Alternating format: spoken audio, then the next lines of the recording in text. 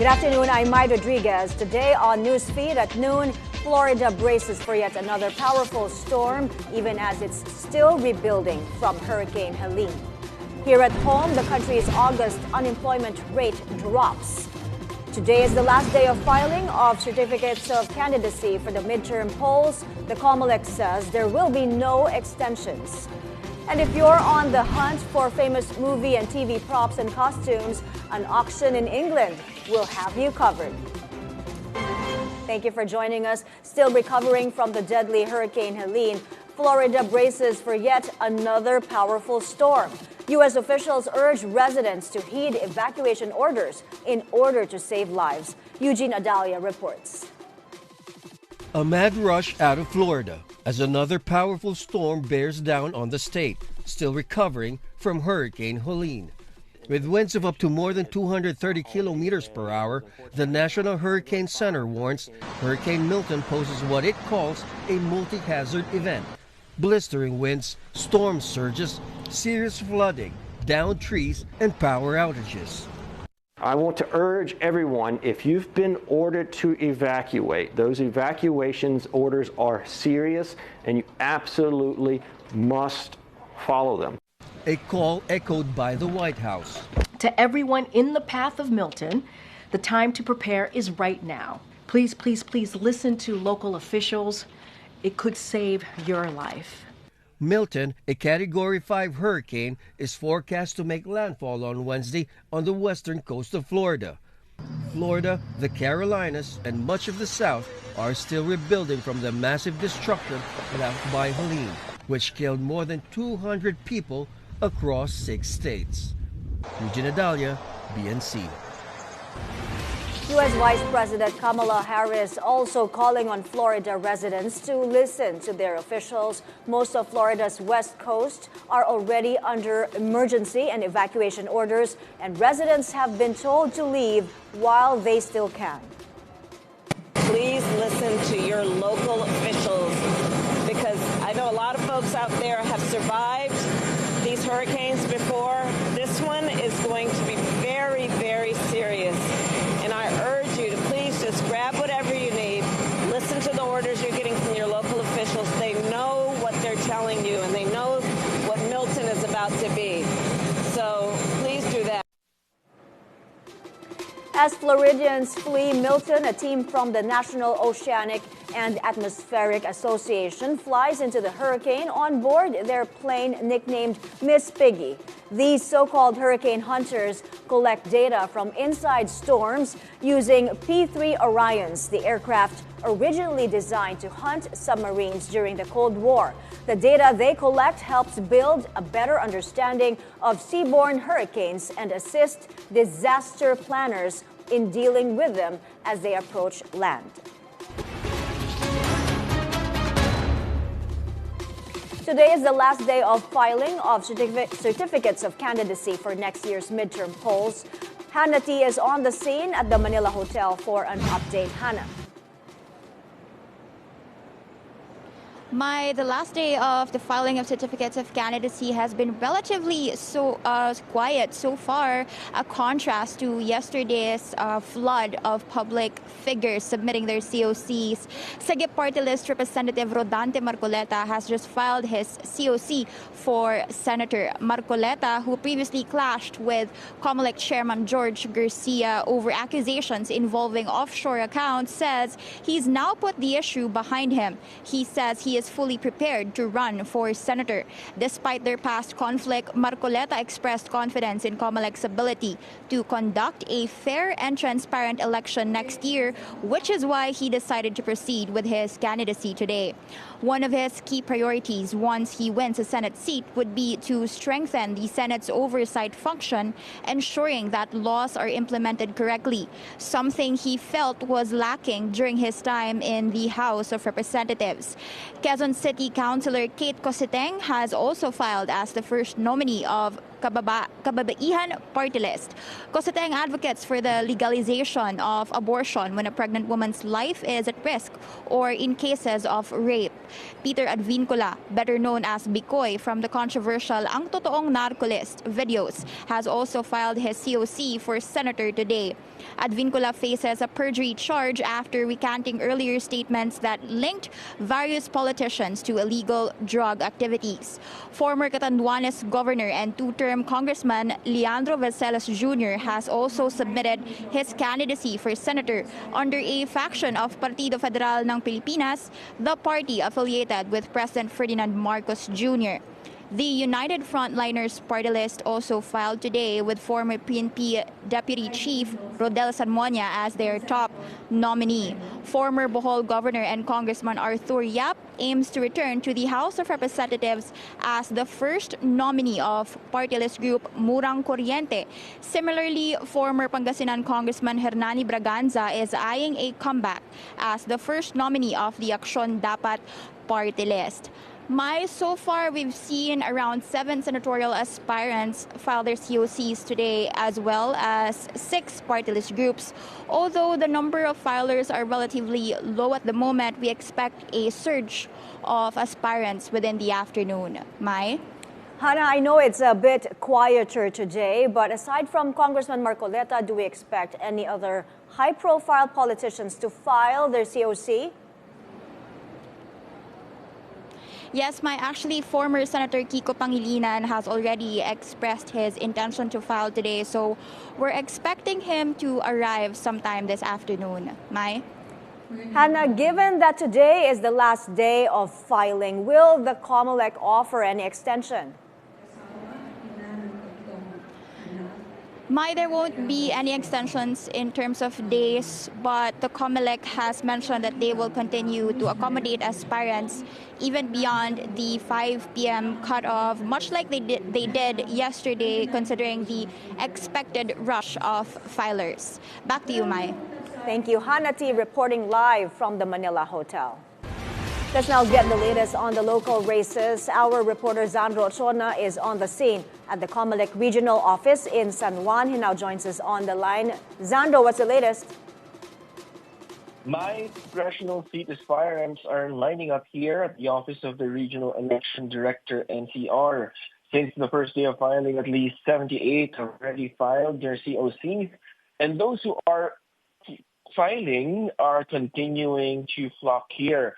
Among those who were early to file today is incumbent 3rd District Representative Joel Chua.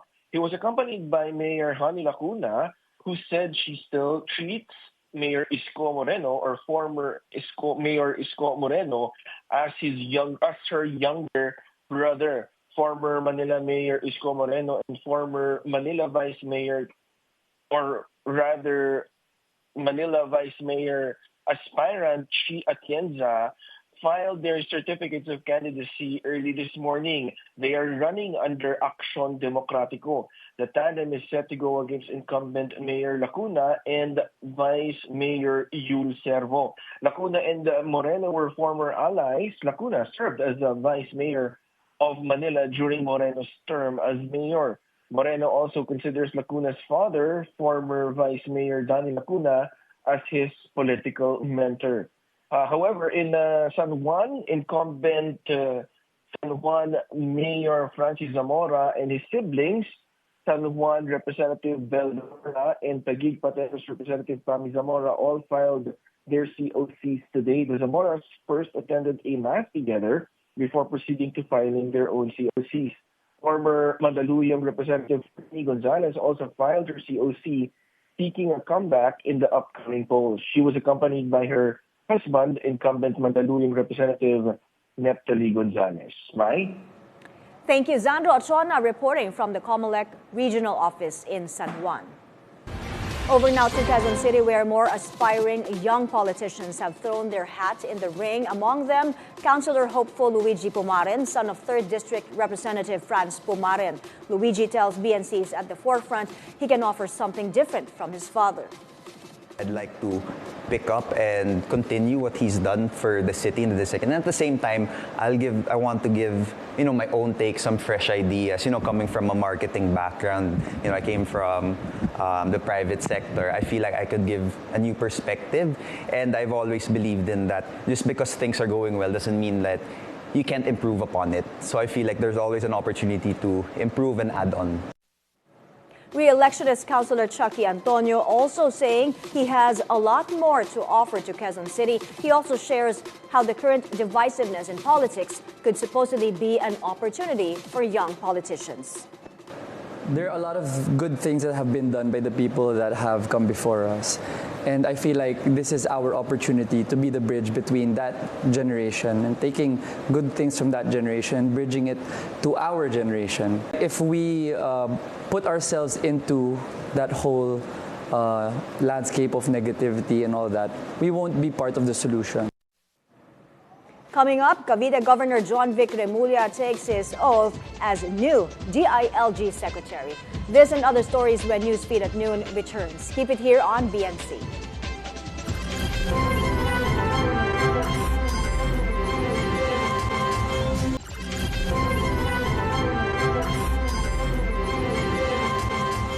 We're back. This is Newsfeed at Noon. President Bongbong Marcos has signed a new law aimed at strengthening the country's defense capability. The Self-Reliant Defense Posture Revitalization Act, one of the administration's priority bills, will ensure adequate defense assets and hardware by establishing domestic production and manufacturing of military technology, weapon systems, and arms and ammunition, among others. The new law will also give preference to Filipino-owned enterprises. This law goes beyond the development of weapons or equipment, as it seeks to create a framework that makes us less dependent, more resilient, better prepared. It is a commitment to a long-term growth trajectory for a national defense industry that will support the defense requirements of our country. It's a logical move forward for a country that finds itself at the fulcrum of geopolitical shifts and volatilities. Cavite Governor John Vic Remulla, now the country's new Interior Secretary. He took his oath before President Marcos this morning. He replaces Benhur Abalos, who vacated the DILG post to run for senator in the midterm polls. Remulla's elder brother, Jesus Crispin Remulla, is also a member of the Marcos cabinet as Justice Secretary. Meanwhile, Vice Governor Athena Tolentino replaces the younger Remulla and becomes the first female local chief executive of Cavite Province. Senators resumed their investigation on the Pogo scandal with dismissed Town Mayor Alice Gogh returning to an executive session. Agatha Gregorio is on the scene and she joins us on the line for an update. Agatha, go ahead. That's right, Mai. We're waiting for updates after senators went into an executive session with Alice Gogh, expected to be about the individual who is, quote, most guilty in the country's Pogo situation. This executive session started in the last hearing but was cut short due to time constraints. But Senator Risa Ontiveros did earlier say a crucial personality was confirmed then. Before they went into an executive session this morning, Ontiveros presented a Zoom interview with Wang Fugui, the former cellmate of Chinese gambling tycoon Xia Zhijiang.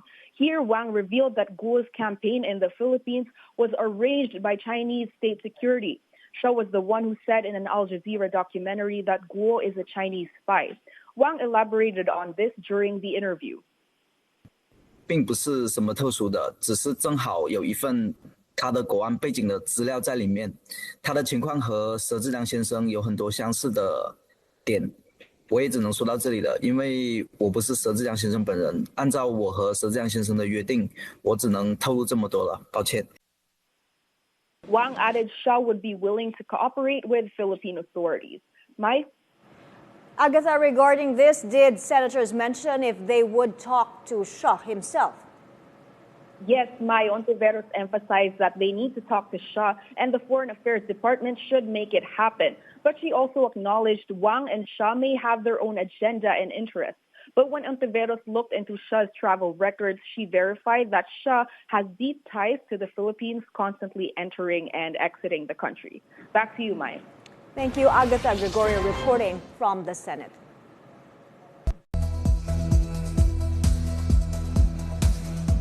U.S. election rivals Kamala Harris and Donald Trump joined the commemorations for the first anniversary of Hamas's deadly attack on Israel. The vice president and Democratic presidential candidate planted a memorial tree at her Washington residence and repeated her call for a ceasefire. She said it's the best hope to bring stability to the Middle East. I will never forget October 7, and the world must never forget what is asked of us. We must work to ensure nothing like the horrors of October 7 can ever happen again. Trump, meanwhile, met with Jewish leaders in New York. The former president did not make any public remarks there, but he later spoke about the attack at a campaign rally in southern Florida. The October 7th attack would never have happened if I was president, I can tell you.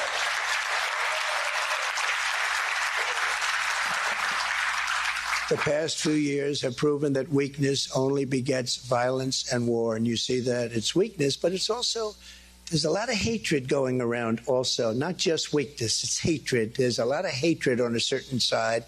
What is needed more than ever is a return of unwavering American leadership and unquestioned American strength.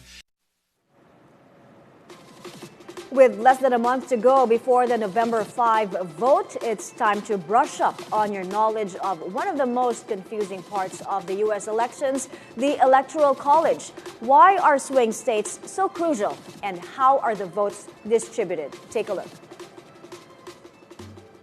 Americans elect their president by indirect popular vote every 4 years. The vote is held at the same time as elections for the House of Representatives and a third of the Senate. The election takes place on the Tuesday following the first Monday in November, which will be November the 5th, 2024 for the next election. Americans will choose 538 Electoral College electors, distributed among the 50 states, who then elect the future president. To win the election, a candidate has to gain an absolute majority, or 270, of the Electoral College votes. Each state has as many Electoral College electors as members in the House of Representatives and the Senate. California, the most populous state, has 54. The smaller states, like Wyoming and the capital Washington, have only 3, the minimum.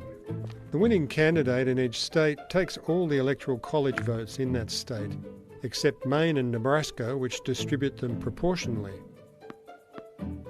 With this system, the states which are not clearly dominated by the Democrats or the Republicans are crucial to the result.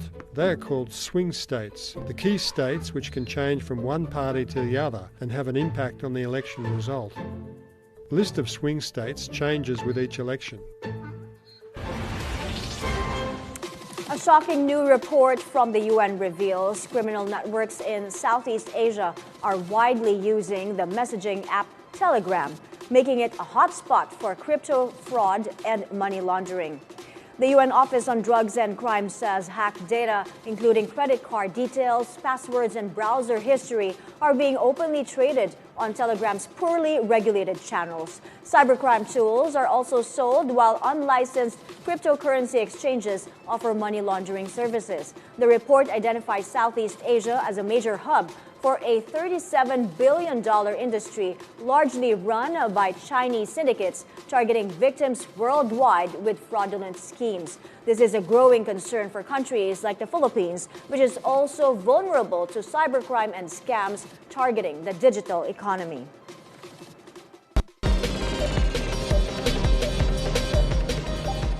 The Philippines' unemployment rate down in August. Data from the Philippine Statistics Authority show the jobless rate fell to 4% from 4.7% in July.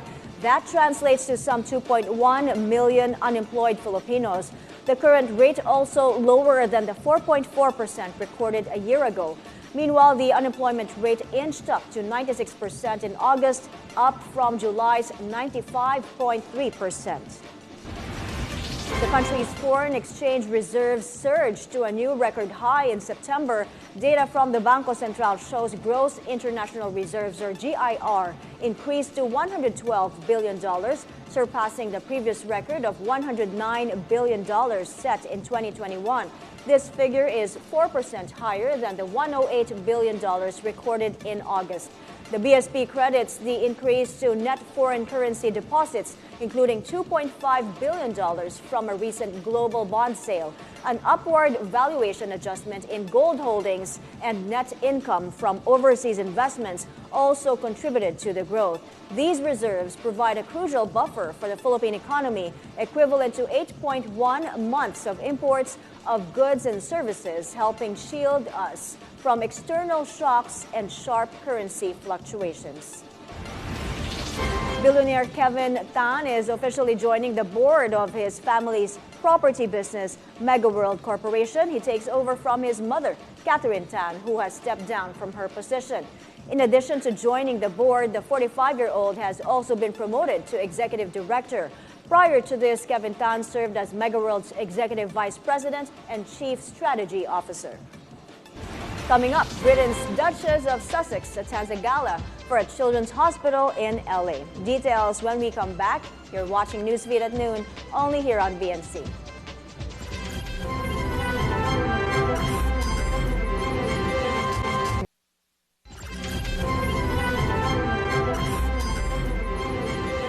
We're back. You're still watching Newsfeed at noon. It's Nobel Prize season, and the first award given is for the field of medicine. The American duo of scientists Victor Ambros and Gary Ruvkun won the prize for their discovery of microRNA and its role in gene regulation. This discovery is particularly promising in developing treatments for cancer. The Nobel is arguably the most prestigious prize in science, literature, and humanitarian endeavor, with more of the winners set to be unveiled over the coming days. A starry night in Bosnia, where a Vincent van Gogh aficionado has transformed a plot of land into a giant replica of the Dutch painter's masterpiece. The park's owner and creator says inspiration struck in 2018 when he noticed tractor tracks in his meadows that resembled the spirals of Van Gogh's painting. Since then, the 56-year-old has planted about 130,000 lavender bushes, tens of thousands of aromatic and medicinal plants, and several thousand trees and crops. Britain's Duchess of Sussex, Meghan Markle, all praises for the Children's Hospital in Los Angeles. Markle attended a gala for the hospital in downtown LA, which has raised nearly $5 million to support pediatric healthcare and research. Oh my goodness, the work that they do at Children's Hospital LA is otherworldly, and I think from my standpoint as a mother, no one wants to have to be in a position where you need to go to a place like this, but if you have to, the best place in the world you could go would be Children's Hospital LA. Meghan and husband Prince Harry moved to the U.S. in 2020 after stepping down as senior members of Britain's royal family. If you're a movie and TV buff, you might want to head to Rickmansworth in England, where hundreds of props and costumes will go under the hammer next month. Items worn or used by some of Hollywood's biggest names are up for grabs, with plenty from some of cinema's biggest franchises like Star Wars, Batman, James Bond, and Harry Potter. The prop store auction will run from November 14 to 17. It is estimated to fetch over £10 million, or more than $13 million. I think the buyers for props and costumes just is incredibly mixed and diverse, to be honest with you. We see some pieces go to museums, they go into institutions, they go to exhibitions for event, but we also see very passionate collectors who want to acquire these and have them and own them personally.